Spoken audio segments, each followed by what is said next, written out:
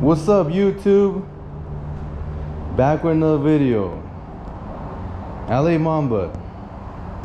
It's June 22, 2022. Here to talk about tire shop life.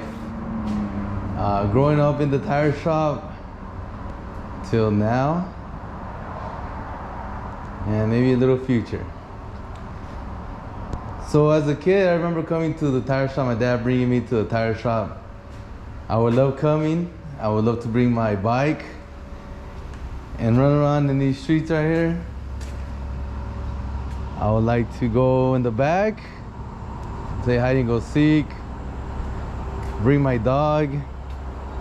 You know, it was happy times as a kid. I used to love, being around my dad.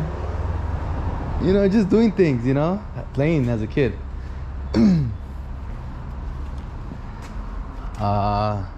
We also had a dog here, a guard dog.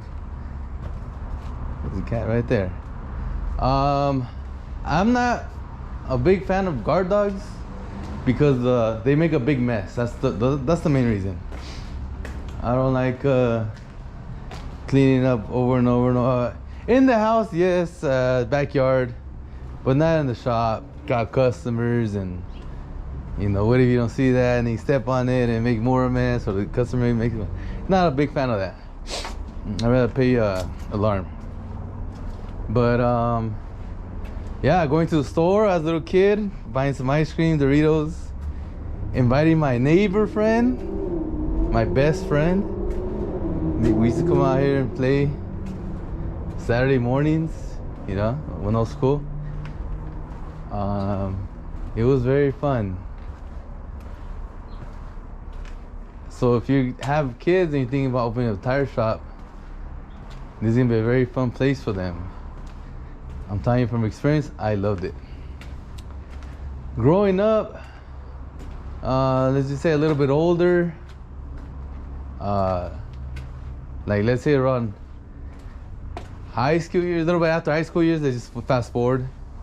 Right, so now you're out of high school, I'm out of high school, working here, and then going home and playing video games. Back then it was Call of Duty Modern Warfare 2.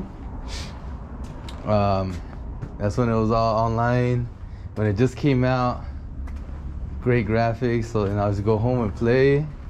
Every time straight from home, go straight, go straight, and that's, no drinking or nothing, just a lot of fun at night,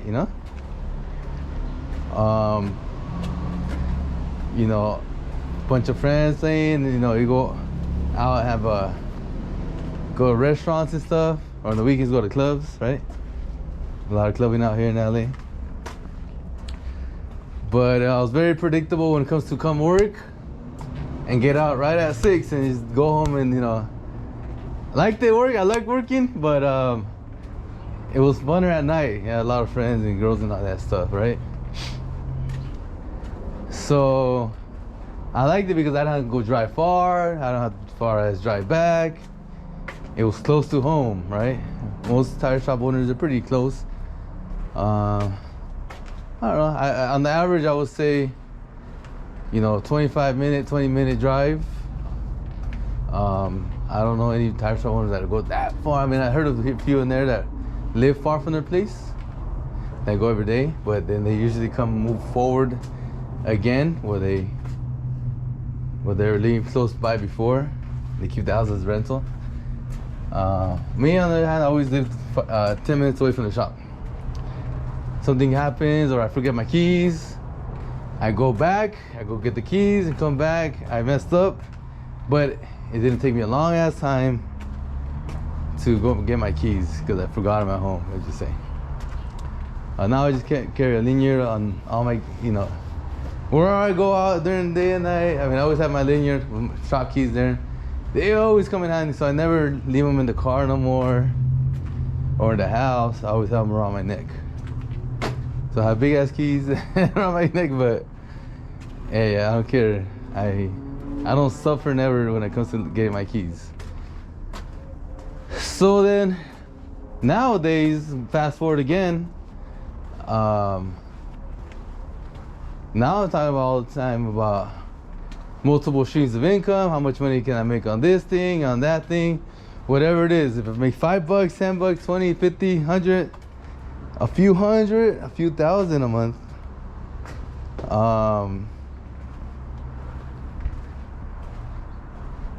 You know, it's a game now. Now it's kind of like it's kind of a must for me now. It's like you put like all your money in things, so you choke, and then you're like, wait, I gotta figure out how to make money, because I don't got any money right now. So you also here, it comes in, got the cash flow coming from everywhere, and you still got the thing you just invested in. It's like, oh man, it's a game that you never stop hustling. It just, you hustle and hustle, and then you invest, and you're like, oh man, I gotta freaking hustle because I got no money.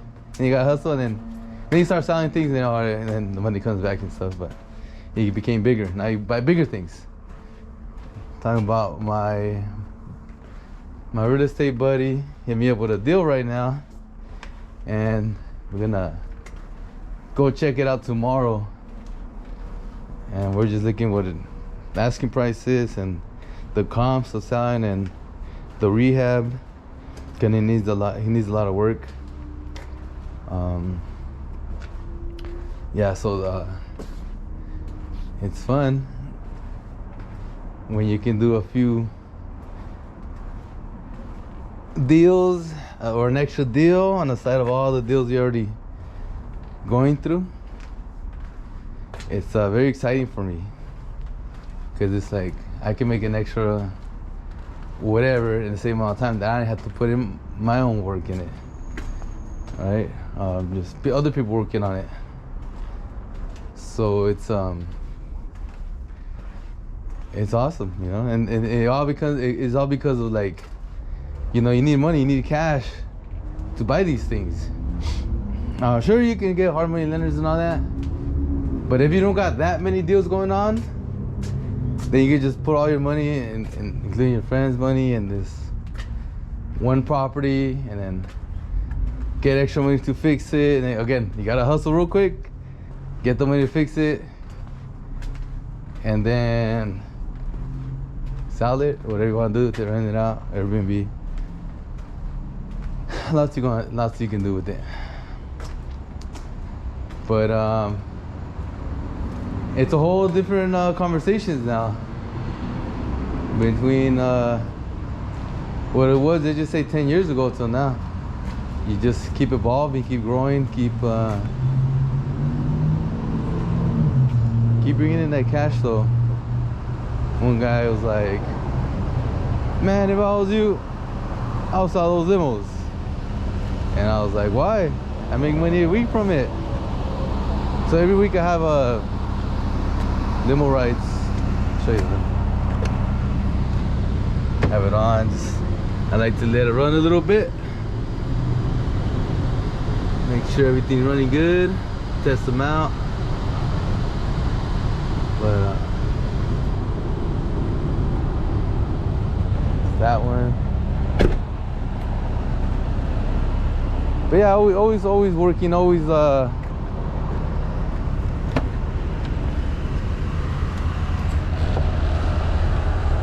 smaller one.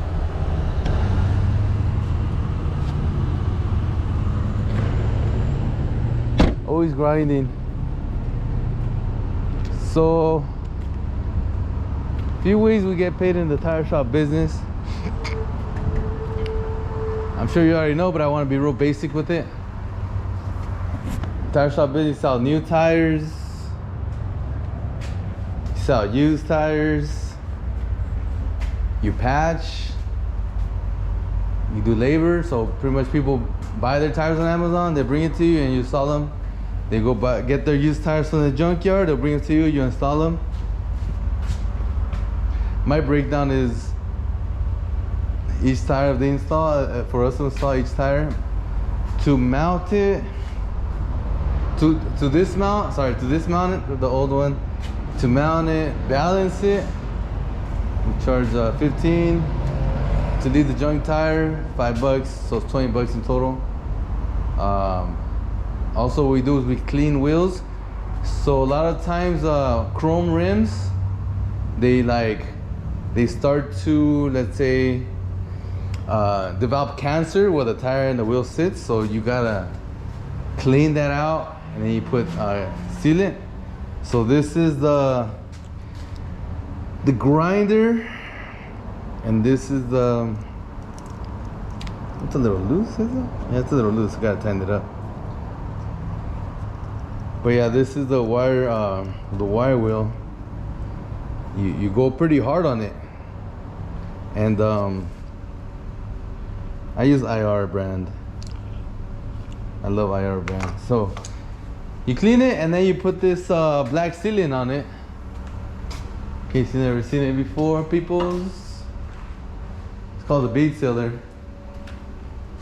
These red cans right here. See that? Open it up for you. It's that stuff right there. So then you put it on the bead. You put it on the wheel where the bead is gonna sit, and then you mount the tire onto the wheel, and then it should hold. If it's just a little bit of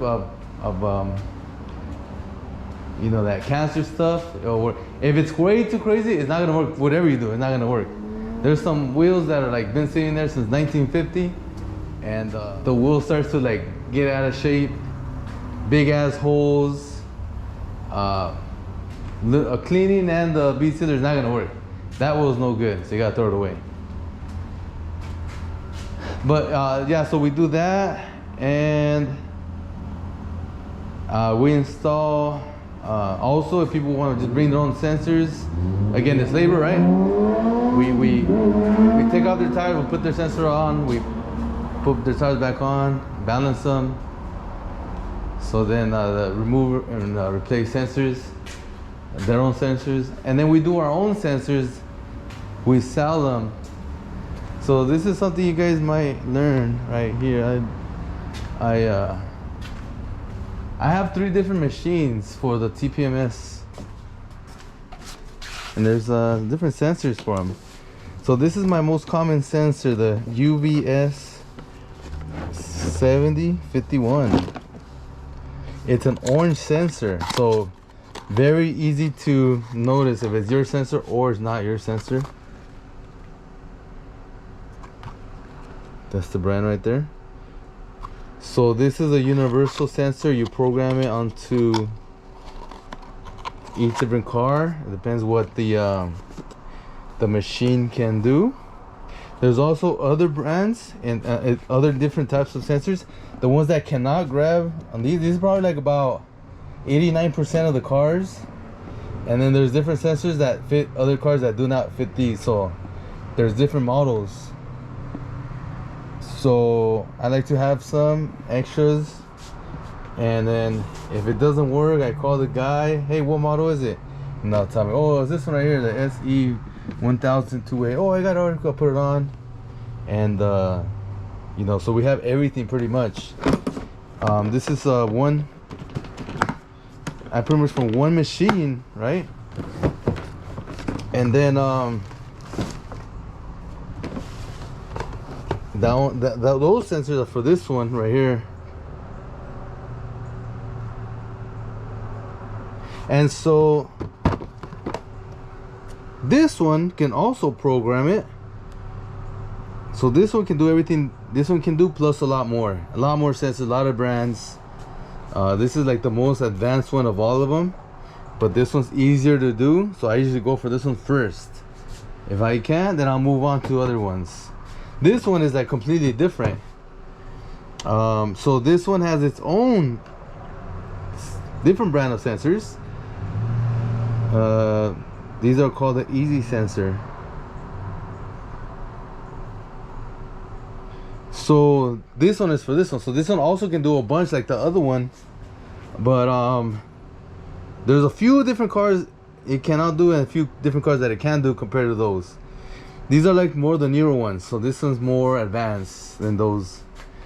So remember I told you I got the extra sensors on the side? Well, some of those are in here also. So it gets really tricky, but like I showed you the orange sensor, some of those orange sensors cannot be grabbed by this one, but it can by this one. Or there's cars that let's say it's already programmed not to do with any sensor, and this will program it. It's so you really got to get like 3 different ones, although they're like, I think they're the same brand, this one and this one. Yeah, see, DT41, this is VT41, same brand, just different models. And then this one is just completely different, although it looks very similar. But if you're getting into the tire shop business, you're gonna find a company that they'll find you, by the way, but that they deal with nothing but TPMS systems. And whenever you get stuck, you call them and they answer and they'll walk you through it. So make sure you get multiple machines, multiple sensors, and start learning. You start learning, you do the cars, you start selling sensors, make money. It's a good amount of money, because you're already selling tires, and then you sell them on the sensors, or they come in, they just want to do sensors only. Then you sell them sensors. I sell them for 65 plus tax each one. I get them for 25 bucks each. And I mean, there's a lot of ways you can make money with this machines. Before, I didn't want to deal with these machines, but you know, with time, I was like, first of all, I want to save myself money with broken sensors that my guys break once in a while. Not really anymore, but I'll just put it in, program it, done. Right? That was my main reason I got into this. And then right away, started making, the first week started making money. First month, I already paid everything. Like when it comes to my system, the first system I bought and the sensors. So I started making money right away. So if you open a tire shop, this is a must. TPMS system, sensors are a must. So again, you're gonna have to find this shop. I'll just show you where I go. It's called Shop TPMS, sales and tech support. So if you're in the area, they'll service your area. If you're around here, LA County, Orange County. But that's just one company, and there's different companies that do this. So this is another thing we do at the tire shop. Bringing you some value, guys. I'm bringing you some value.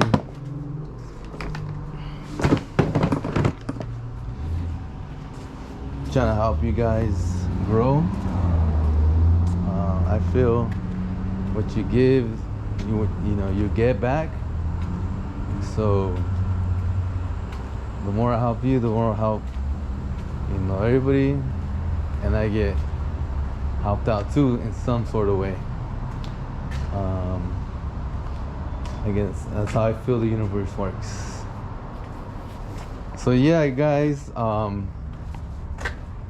keep learning about tire shop business. Go hang out at tire shops nearby if the guys are cool. Ask questions, be around. If your own tire shops, you go visit and you do your own tires. You already know these guys, right? These workers or these tire shop owners. Ask them questions. What do you do about this? What do you do about that? Just hang out a bit, ask them questions. How do you mount this tire? Oh, what's the trick for this type of tire, right? Keep learning and growing, guys. See you next time.